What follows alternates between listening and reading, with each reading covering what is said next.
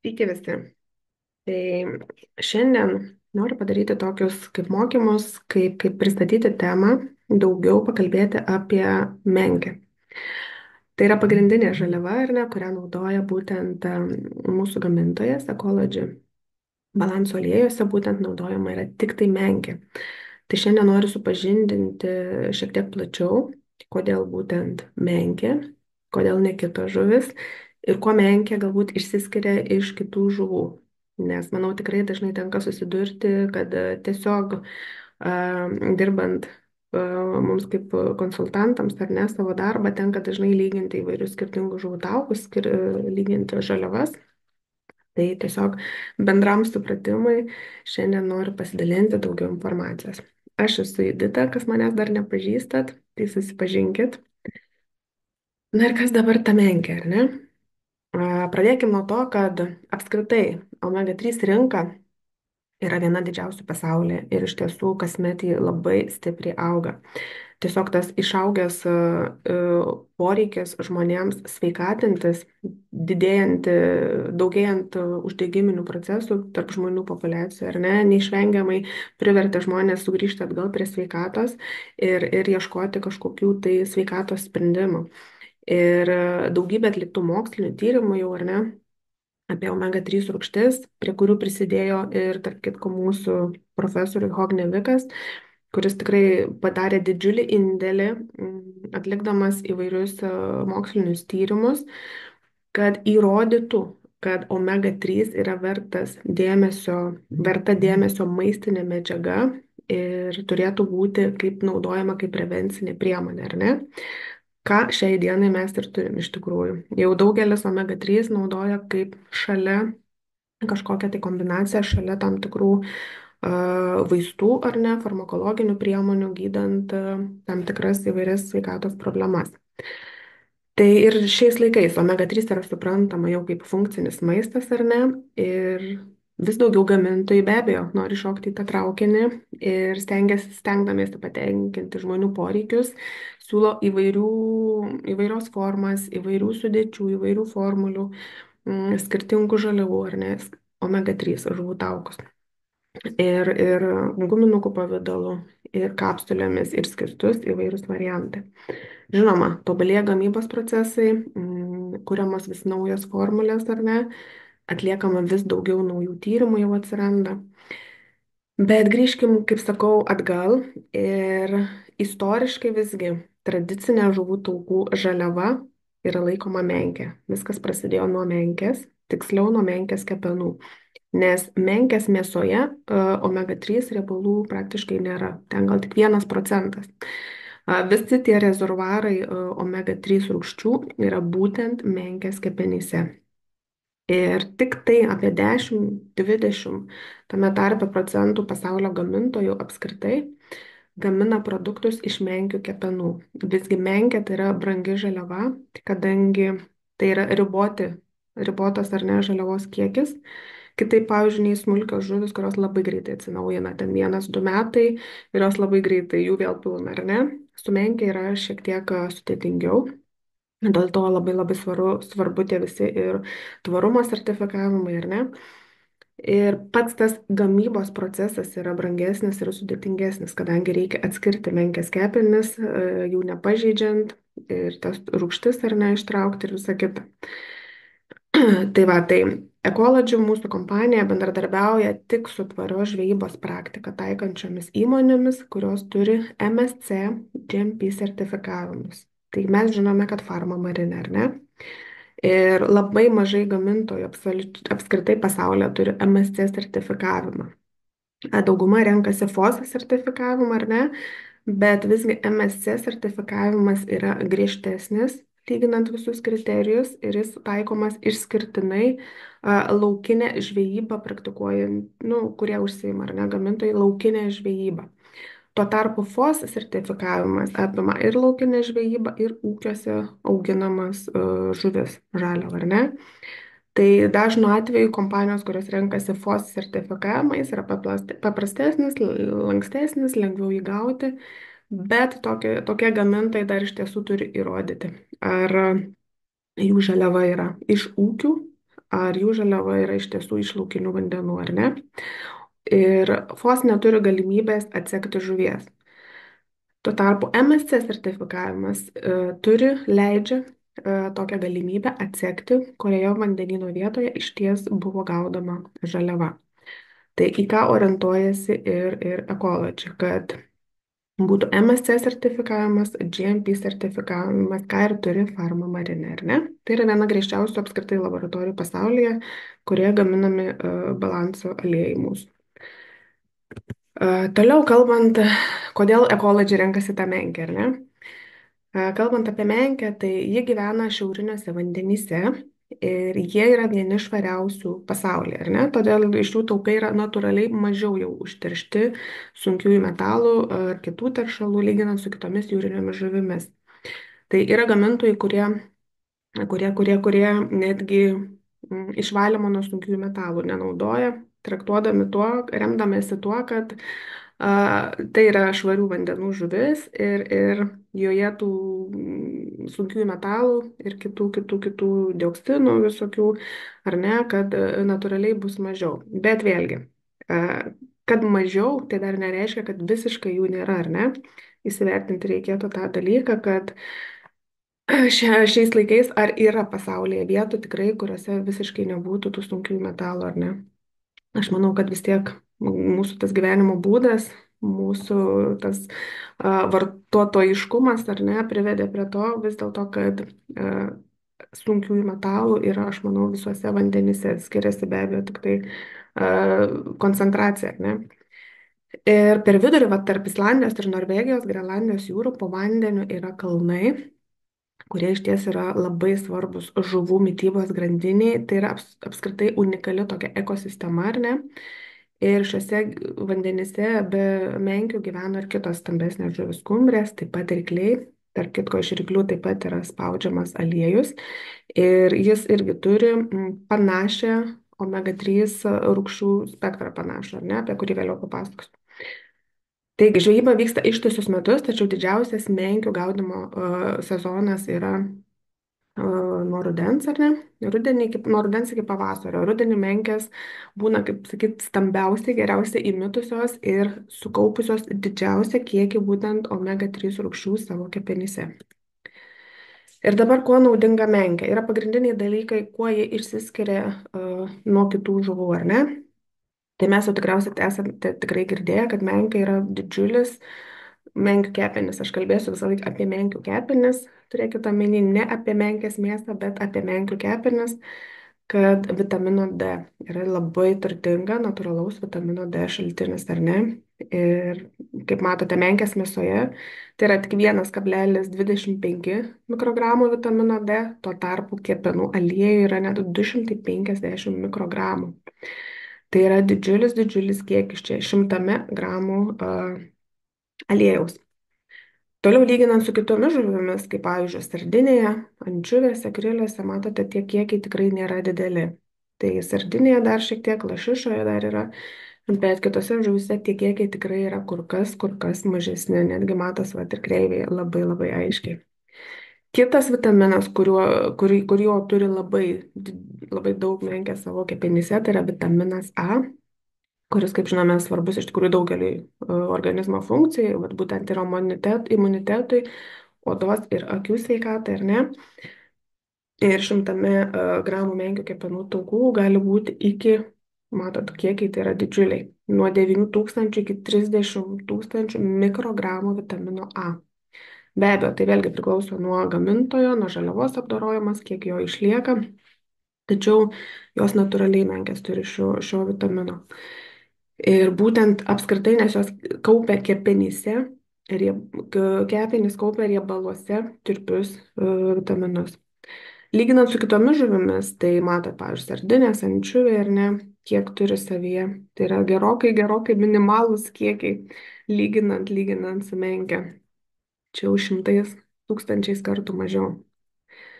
Kitas labai svarbus dalykas, ką norėjau papasakoti, iš tiesų, kuo išsiskiria menkė, tai yra būtent savo unikaliu rūgščių spektru. Tai yra labai labai svarbu prisiminti, nes tai labai aiškus įrodymas, kuo skiriasi menkės kepenų aliejus nuo įprastų žuvies taukų populiarių rinkoje, ar ne? Smulkių žuvų turiu omeny. Kad menkės turi ne tik omega 3 unikalų tą rūgščių spektrą, turi iš viso 7 rūgštis, ar ne? Bet ir apskritai pilną omega rūgščių spektrą. Ne tik omega 3, bet yra omega 4, omega 6, omega 7, omega 9, omega 11. Tai yra tos rūgštys, kurios natūraliai yra menkė, ar ne? Kaip pavyzdžiui, omega 9, tai yra oleino rūgštis, kuri dažniausiai yra žinoma kaip alyvuogių aliejai. Jie dedama, yra ir pas mus balanso aliejus, alyvuogių aliejus, bet procentaliai lyginant jo yra tikrai, tikrai nedaug, nes pati menkė savyje turi dar oleino rūgšties. Oleino rūgštis yra ta tokia rūgštis, kuri ir kaip antioksidantas kartu veikia, ar ne, ir kartu padeda, kaip sakyti, nunešti iki ląstelės saugiai DHR ir EP rūgštis, ar ne? Tai va, tai prisiminkite tą dalyką, kad yra labai labai platus spektras natūraliai menkėje omega rūgščių. Ne tik pačios omega 3, skirtingų yra rūšių, 7, bent jau pas mus produkte, bet ir apskritai omega rūgščių yra didelis, didelis spektras. Ir plus, kalbant apie dar omega 3 rūgštis, tai šalia EPR, DHR yra DPA rūgštis, ar ne dar? DPR kitaip rūgštis yra dar SDA, tai yra steridono rūgštis, HPA, ETA rūgštis, tai yra tokios retesnės rūgštis, ar ne omega 3 būtent, kurias tikrai turi ne visos smulkios žuvelės, ypatingai šiltuosiuose vandenyse gyvenančios. Jos labiau yra būdingos stambiom žuvims. Tai vėlgi, tai toks kaip gaunas išskirtinumas, ar ne, kuo skiriasi nuo smulkių žuvų. Ir dar kalbant apie omega 3 indeksą, ar ne, kai pas mus tyrimė yra skaičiuojamas balansas iš viso 11 rodiklių ir yra skaičiuojamas omega 3 indeksas. Tai į omega 3 indeksą įeina ne tik EPA ir DHA rodikliai, ar ne, bet įeina ir kitų omega 3 rūgščių kiekiai, kad ir nedideli, bet jie vis tiek įeina. Tai dažnu atveju dėl to būna, kad vartojant įprastus žuvų taukus iš smulkių žuvelių, ar ne, kur akcentuojama tik tai EPA ir DHA, dažnu atveju būna, kad labai sunkiai atsistato indeksas, kadangi negaunama kitų rūgščių. O tų kitų rūgščių jos irgi reikalingos, žodžiu, atstatyti omega 3 indeksui. Tai va, tai dabar norėčiau trumpai dar pakalbėti apie DHA rūgštis, ar ne? Mes jau supratom, kad menkių taukai tikrai išsiskiria vertingomis savybėmis dėl savo tos maistinės specifinės sudėties, ar ne? Ypač daug, jeigu pastebėtumėte, tikrai žuvų taukus, būtent kurie gaminami iš menkės, skirtingai nuo kitų žuvų taukų, skiriasi DHA rūgšties kiekis, ar ne? Jos visą laiką būna daugiau. Ši rūgštis yra tikrai svarbi labai, kaip matote. Tai yra esminė žmogaus medžiaga smegenų ir akių sveikatai, ar ne? Ir tik tai tokios stambios žuvys kaip menkė gali sukaupti didelius kiekius. Rinkoje mes matom, kad apie, grubiai šiek procentas, apie 80% gamintojų renkasi mažas žuvis, ar ne? Todėl apskritai viskas yra pastatyta ir dar ant EFSA rekomendacijų, ar ne? Tai kas yra, kaip sakyti, daugumoje, tai daugiausia apie tai yra ir kalbama ir akcentuojama visą laiką EPR rūgštis. Nes DHA rūgšties mažos žuvis tiesiog jos negali jos sukaupti. Bet visgi, jeigu kalbant apie sveikatos visus rodiklius ar ne, ląstelių mitybai ir visoms organizmo funkcijoms visgi svarbesnė yra DHA rūgštis. Ir dabar norėčiau daugiau apie tas DHA rūgštis papasakoti, šiek tiek papunkčiui, ar ne, kodėl jos tokios svarbios. Tai ji labai svarbi yra smegenų, nervų sistemos ir akių sveikatai. Palaiko pažinimo funkciją. Apskritai, tai yra esminė maistinė medžiaga reikalinga žmogui visą jo gyvenimo ciklą. Nuo pat kūdikystės, ar ne, nuo pat jau buvimo netgi mamos pilve iki pat senatvės, iki kol žmogus miršta visą tą gyvenimo ciklą, DHA rūgštis yra labai labai svarbi. Kalbant apie kūdikio sveikatą, ar ne? Omega 3, ypač DHR ir jų metabolitai jau yra moksliniais tyrimais tikrai pripažintos gyvybiškai svarbios vaisiaus smegenų vystymuisi ir struktūrai nėštumo ir kūdikio vystymosi metu. Tai nuo mamos jau turimų ar ne rezervų ir dar gaunamų papildomai, ypatingai EPR ir DHR, tiesiogiai priklauso ir būsimo kūdikio neurologinis vystymasis, ar ne? Ir regėjimas, ir visos kognityvinės funkcijos, ir polinkis į alergijas, ir kūdikio raida. Tai labai labai svarbu, kaip mama prisižiūri savo mitybą viso nėštumo metu ir toliau, kai kūdikis gimsta, maitinant kūdikį ar ne. Mes žinome, kad pagrindiniai du šaltiniai, iš kur gauname DHR ir EPR, yra mamos pienas ir žuvų taukai. Dar mikrodumblių aliejus gali būti. Tai yra pagrindiniai šaltiniai, kur mes tiesiogiai gaunam EPR ir DHR. Toliau, kai jau nebesimaitinam mamos pieno ar ne, toliau viską mes turime gauti su maistu jau. Ir mamoms, vat, ypatingai šiais laikais, iš tikrųjų didžiulė yra problema, nes daugelis mamų serga tuo gestaciniu diabetu. Čia vėlgi viskas yra 100% praktiškai susijęs su mityba. Tas toksai maisto pasiūla yra labai labai, kaip sakau, bloga, maisto pasirinkimai. Ir kas svarbu, kad esant tokiai būklei, kai mama serga gestaciniu diabetu, ar ne, labai svarbu yra palaikyti pakankamą kiekį DHR rūgščių, kadangi esant šiai būklei, patekimas per placentą kūdikiui ir įsisavinimas yra apsunkintas. Tai jeigu mama kažkokius rezervus turi ar ne tų DHR rūgščių dar iš savęs, tai jų patekimas per placentą yra apsunkintas, dalis tiesiog ten nepatenka, tai reikia vis tiek palaikyti didesnį kiekį, kad kūdikėlis gautų ir ten normaliai galėtų vystytis pas jį ir rega, ir smegenų funkcijos, ir visos pažinimo funkcijos, ir visa kita, ar ne? Toliau, kalbant apie regėjimą, būtent DHR rūgštis, kitaip nei EPR šiek tiek įeina pas mus akių struktūroje, ar ne, bet pagrindinė tai yra DHR rūgštis. Ir ji padeda palaikyti normalią smegenų ir akių funkciją, įskaitant ir tinklainės struktūrą ir nervinių signalų perdavimą netgi. Tai va, ir daugiausia DHR kaupiasi smegenyse ir akise nėštumo pabaigoje jau ir pirmaisiais kūdikio gyvenimo metais. Gimimo metu kūdikio rega vystosi ir mus atpažinti ir matyti gerai jis pradeda po 5 kažkur 6 savaičių, ar ne? Kūdikio regėjimas vystosi iki 4-5 metų. Tai kuo geresnė rega, jeigu jis pakankamai gauna tų DHR rūgščių, visko pakanka, ar ne, kuo geriau vystosi ta rega, tuo greičiau vystosi ir pats vaikas, nes jis labai anksti jau geba viską pamatyti, atpažinti jų visus supančius reiškinius, jis greičiau pradeda komunikuoti, ar ne? Ir pas mus, kadangi yra dar omega su liuteinu, ar ne? Tai kalbant apie patį liuteiną, kas tai yra liuteinas? Su liuteinu jie kartu apsaugo akis, ar ne? Liuteinas jau yra daugiau gal reikalingesnis mums ne ankstyvajame amžiuje, bet jau kalbant link vyresnio amžiaus. Jis veikia kaip antioksidantas, jis apsaugo akis nuo oksidacinio streso, ar ne, ir mėlynos šviesos žalos. Tai vat, kas dažnai praleidžiat laiką prie telefonų, prie kompiuterio, ar ne, tai tikrai gaunam tos mėlynos šviesos tikrai daug ir vat būna tie pirmi požymiai, prasideda akių peršėjimas, sausumas akių, ar ne, nes ta mėlyna šviesa iš tikrųjų kenkia akim.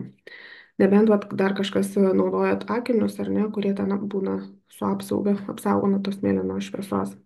Tai DHR rūgštis, būtent tos omega 3 DHR rūgštis ir liuteinas vartojami kartu, jie veikia labai sinergiškai. Sustiprina vienas kito teigiamą tą poveikį sveikatai, ar ne? Tai liuteinas iš ties yra labai svarbus. Toliau, kalbant apie smegenis, ar ne? DHR rūgštis ir smegenis. Vėlgi, net 97, vienur rašo, kitur 90, ar ne? Bet faktas tas, kad apie 90 tai tikrai Visų riebalų pas mus smegenyse yra būtent DHR rūgštis. Tai yra didžiulis, didžiulis kiekis. Praktiškai visi riebalai smegenyse yra DHR rūgštis ir cholesterolis, ar ne? Tai yra viena iš pagrindinių ląstelių membranų sudedamųjų dalių. Ir kartu vat, su cholesteroliu, kaip minėjau, jos vaidina didžiulį vaidmenį, užtikrinant, kad ląstelių membranos būtų elastingos, pralaidžios, vientisos ir į vidų galėtų patekti maistinės reikalingos medžiagos, ar ne, būtent mūsų smegenims, mūsų smegenų mitybai. Dar kitas dalykas dėl receptorių. Vėlgi, DHR rūgštis yra svarbi labai receptoriams, kurie reaguoja į cheminius signalus, ar ne, ir membranos senelėje.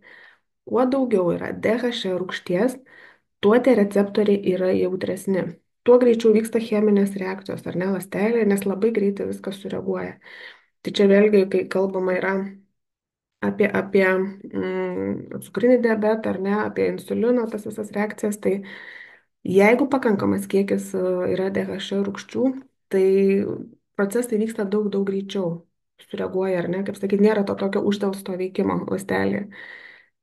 Tai labai labai labai svarbi DHR rūgštis.